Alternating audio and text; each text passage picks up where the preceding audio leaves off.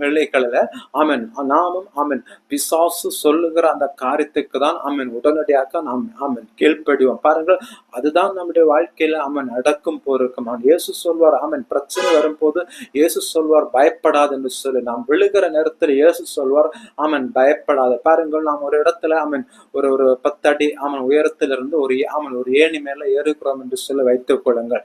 ஆமென் ஆமென் கொஞ்சம் உயரத்துல ஏறி நாம் விழப்போகிறோம். பாருங்கள், விழப்போகிற நேரத்துல ஆமென் விழப்போகிற அந்த நீங்க விழவில்லை, விழப்போகிறீர்கள். ஆமென் ஏதோ காலு ஆமென் தடுமாறியோ அது ஏதோ தட்டுப்பட்டோ நீங்க அந்த ஏணிலிருந்து விழப்போகிறீர்கள். விழவில்லை, விழப்போகிறீர்கள்.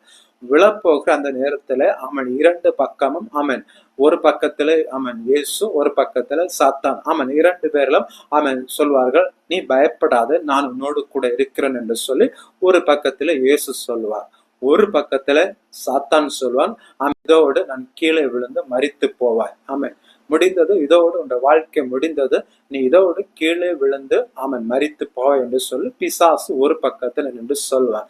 பாருங்கள், இந்த 2 வார்த்தைகள் எல்லாம் உடனடியாக எந்த வார்த்தையை நம்புவோம் விசுவாசிப்போம் என்று சொன்னால் ஆமென் தேவன் சொன்ன வார்த்தைகள் அல்ல, அது ஆமென் நம்ப முடியாததாய் காணப்படும். ஆமென் இதிலிருந்து நான் காப்பாற்றப்படுவேனா? ஆமென் நான் இதோ விழப்போகிறேன், இதோ ஆமென் நான் கால் ஆமென் தடுக்கி ஆமென் விழப்போகிறேன், அவ்வளவுதான் முடிந்து விட்டது. ஆமென் இதிலிருந்து எப்படி ஆமென் நான் காப்பாற்றப்பட முடியும் அப்படின்னு சொன்னால் இயேசு சொல்லுகிற அந்த வார்த்தை அந்த ஆபத்து நேரத்தில் நாம் ரிஜெக்ட் செய்கிறவராகவும், பிசாசு சொல்லுகிற வார்த்தை முடிந்தது உன்ற வாழ்க்கை, இதோடு நீ கீழே விழுந்து ஆமென் மரித்து போவாய் என்று பிசாசு ஆமென் நம்மை பார்த்து சொல்லுகிறவர்கள உடனடியாக நாம் அந்த வார்த்தையை நம்பி ஆமென் பிசாசு சொல்வதுதான் சரி, இதோடு நம்முடைய வாழ்க்கை முடிந்து விட்டது, தீர்ந்தது என்று சொல்லி